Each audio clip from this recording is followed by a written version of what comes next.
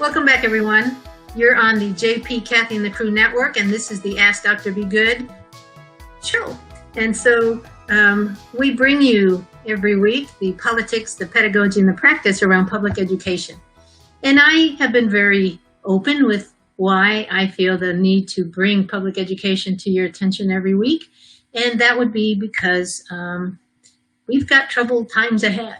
I've spoken a little bit about that in the past, and we're going to touch on that today. But for now, I found a cute little article that sort of reinforced what I have felt as superintendent and what other superintendent friends of mine have also felt. And that is, like the article says, why the worst job in education right now is the superintendents. Nobody wants to be us right now. I've had more people say to me, I wouldn't want your job, or I wouldn't want to be you. And so let's look at some interviews from superintendents. One said, why don't we put everyone in astronaut suits, send them to school, and then when they get home, have them take the astronaut suit off in the garage, leave it out there, let the COVID.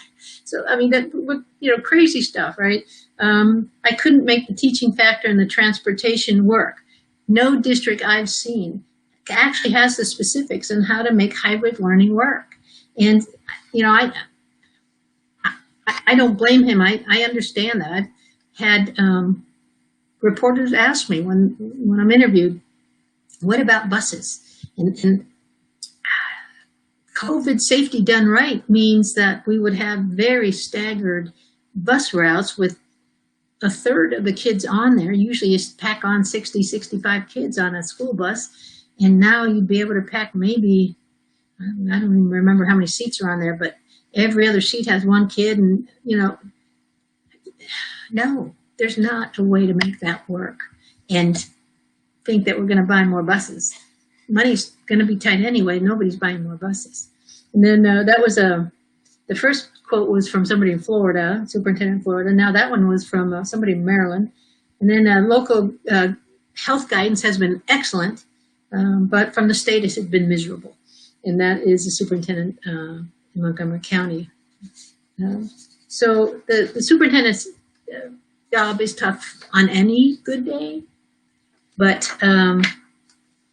so then COVID hit, and although I have been heard to say, and I've said it on the show, COVID has re-energized me because it forced me to do lots of problem solving and come up with innovative solutions with my staff. But it has caused headaches. It's not all been fun. And so the superintendents acknowledge that the responsibility for decision-making ultimately rests on them, of course, on us. But the trouble is that COVID has made the superintendent's job a lot harder. Let's look at some of the things that's happened. The federal government's confusing, sometimes contradictory message about school reopening, mixed with threats from the federal government about withholding funds, and it has politicized the process.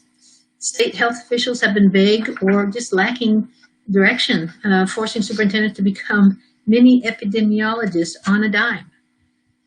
Only 2 weeks before the Pennsylvania districts were scheduled to open, the state officials unveiled their guidelines. And so let's see.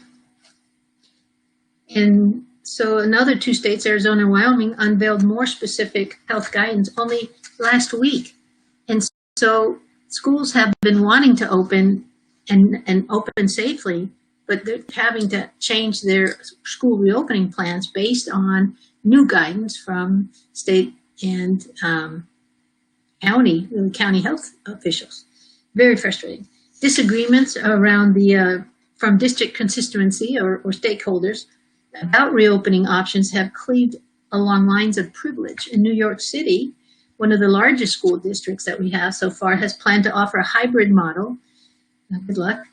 But better off parents are putting pressure on the districts or on the main, on the top guys to go all remote learning.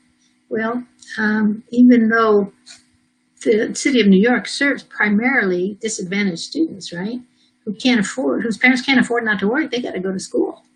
So it's caused schisms where we didn't used to have them, and we certainly don't need more, right? So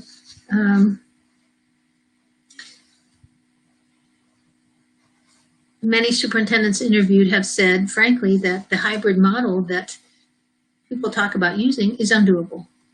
Having kids come 2 or 3 days a week and then do remote learning from home, it's just too much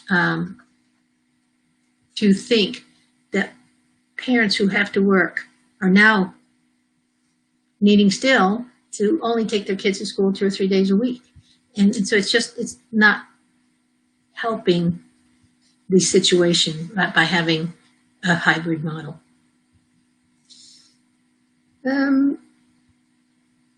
So anyway, I won't linger on that, but I just thought it was interesting that other people have picked up on the fact that nobody wants to be a superintendent right now.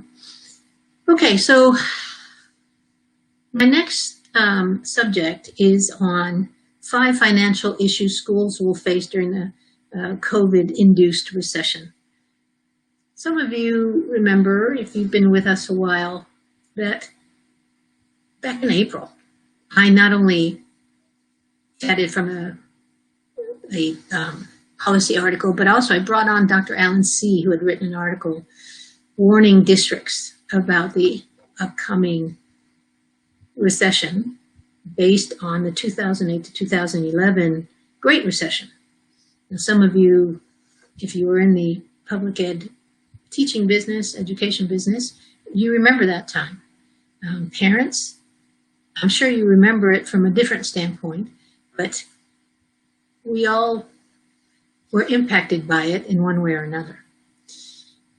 The Great Recession, as that one is called, and we'll get to talk a little bit more about numbers as I delve through the article, but the impact was caused by submortgage rates and having to bail out big banks and all of that, which is completely different than this COVID-induced recession. And so we can prepare for it looking at the recession of 2008 through 11, but we're going to have to think of it in a deeper way. So for right now, let me play a little bit with you with the data, because I really like that. Prior to COVID, we had about 20 states that were still spending less on their kids than before the 2000. And really, we'll go to 2011, because that's when 2011 is when the federal government stops bailing a lot of states out. They stopped sending so many billions of dollars like they had previously. And that's 2011, for example, in the state of Texas. That's when they cut the public school funding by about $4 billion. So we'll go just to 2011. And we have 9 states on top of that have continued to decline in how much they are sending to states. And so already in more than half of our states, we have a dire environment as far as public education spending. And so in this article from Education Dive, we're going to sort of look at some of the data that's already coming in.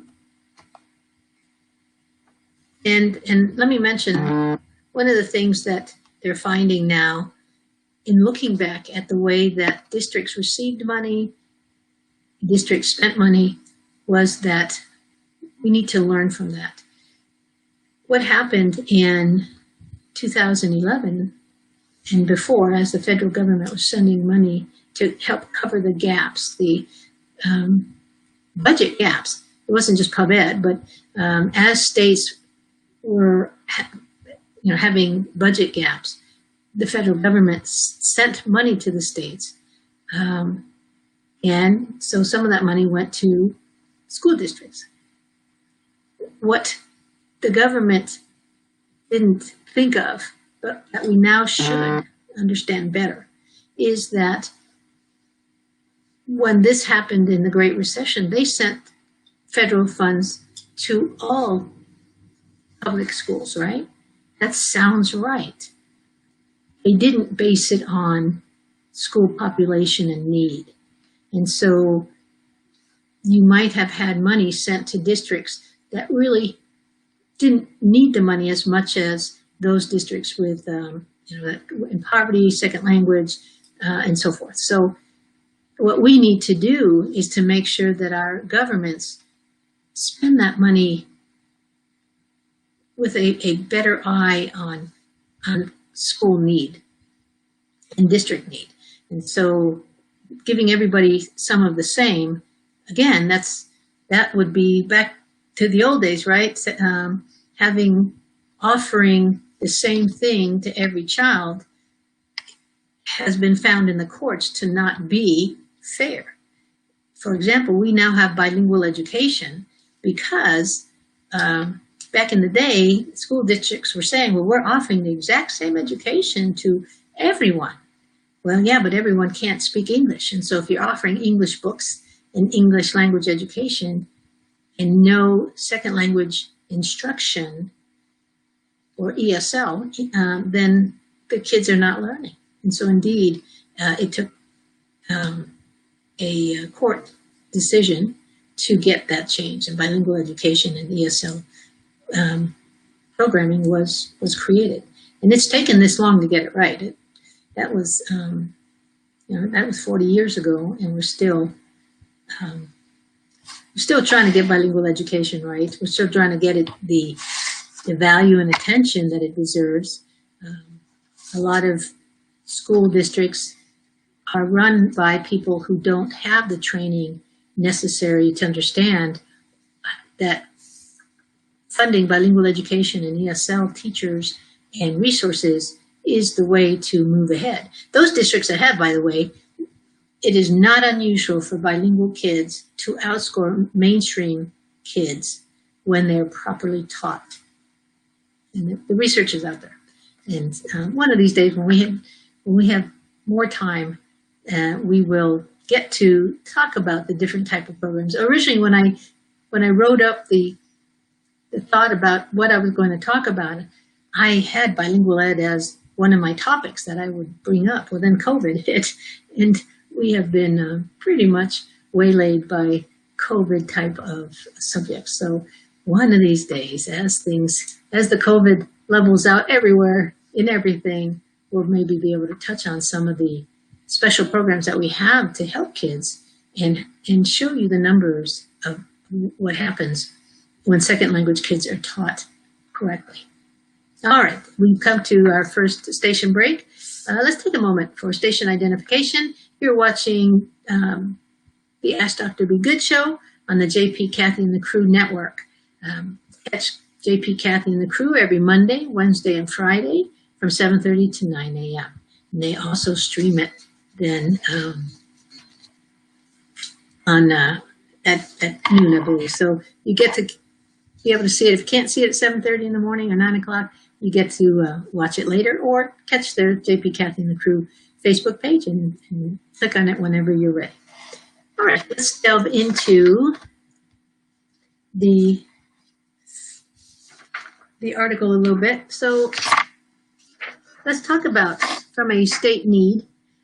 Many states rely heavily, of course, on state funding, local funding, taxes, and just looking at the states that are going to be in the most trouble. That would be Hawaii, Alaska, New Mexico, Arkansas, Vermont, Minnesota, Idaho, and Washington could be among the states most vulnerable because they receive the most money from their state and local funding. And if we look at states like Texas, they are receiving right now 40% of their funding from, that's been going up. This may be a little bit, yeah, it's a 2015-16 school year, even though the article just came out.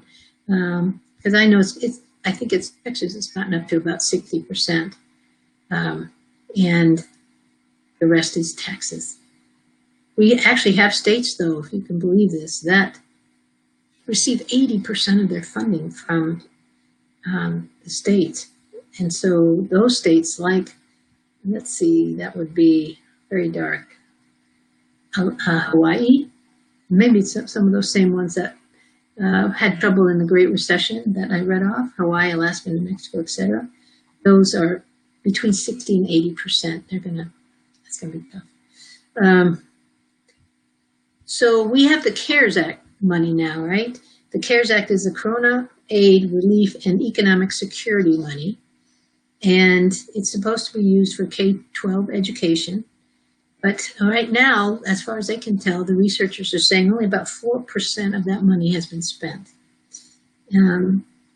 It's $16.1 billion, and it's only covering a portion of unanticipated costs and lost revenue associated with COVID.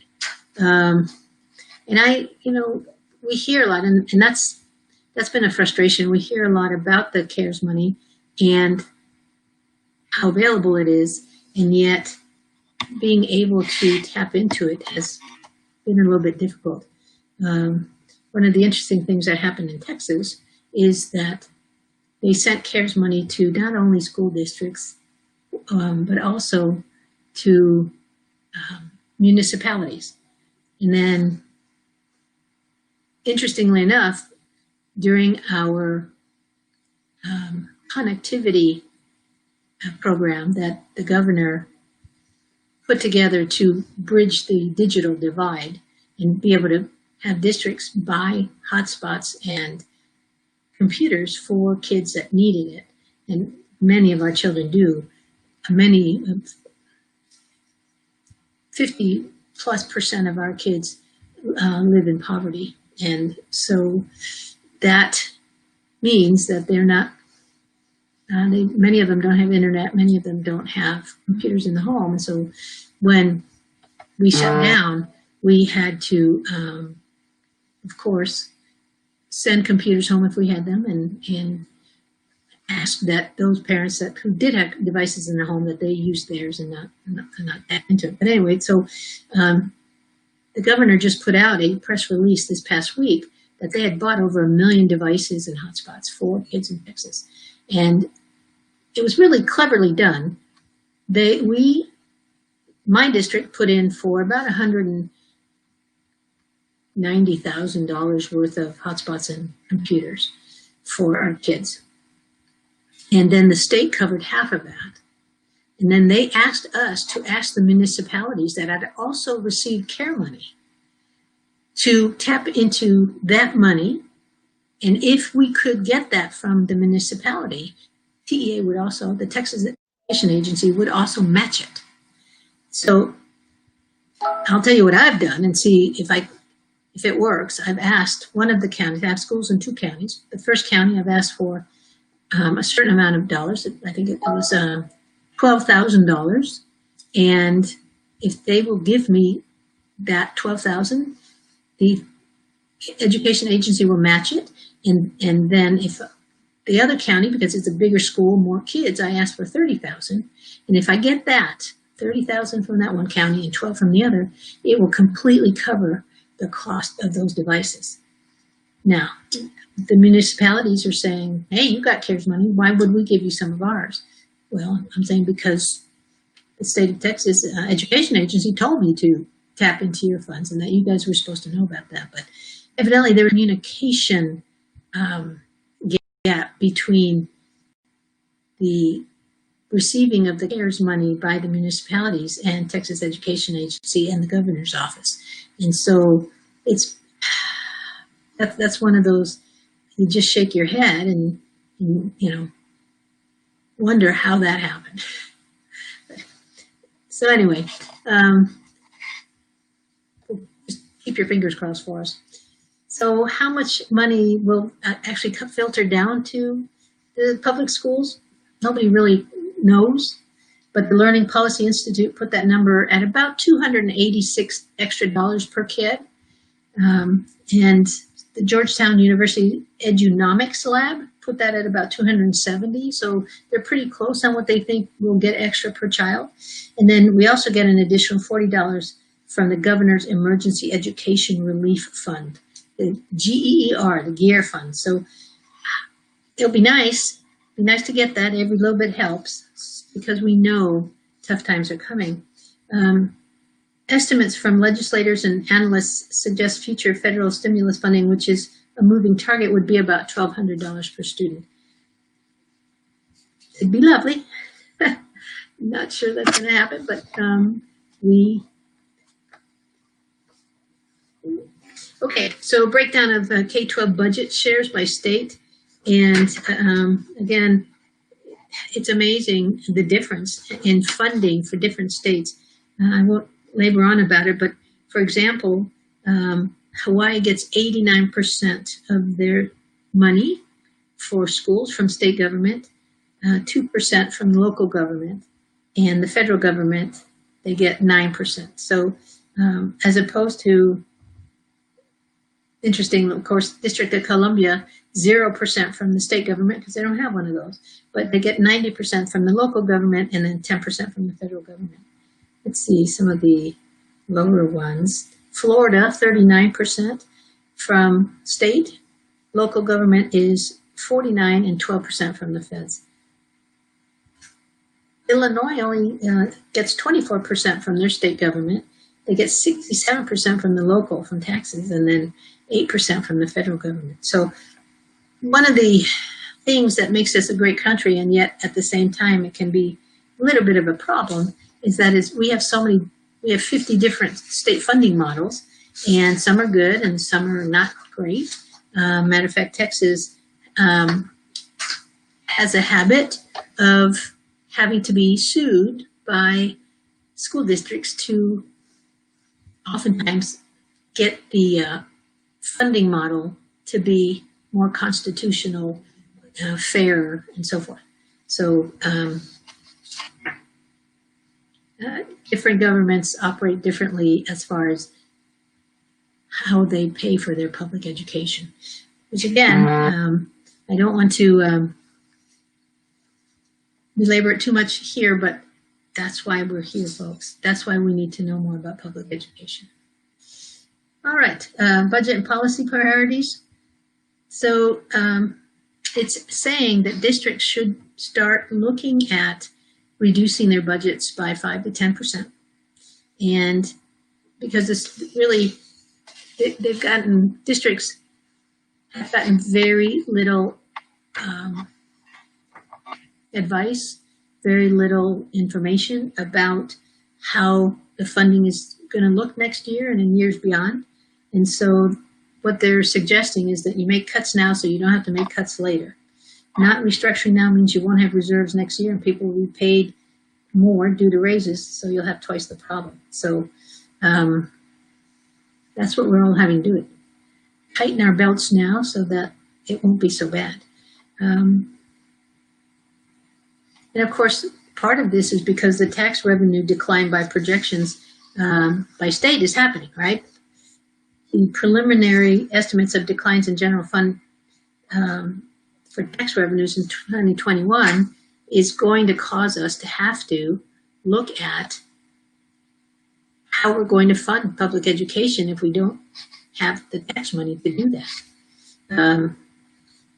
Some districts have begun, and we did, and in our district we are looking at trimming, and what we're being reminded to do is to not look at teachers first. It's tempting because that's the biggest, right, the biggest payroll bunch, but based on evidence from the Great Recession and districts cutting teachers and special programs, it hurt kids. It took a toll on kids and it impacted learning, and they're advising us to look at it from cut everything else first. You know, field trips, some building maintenance,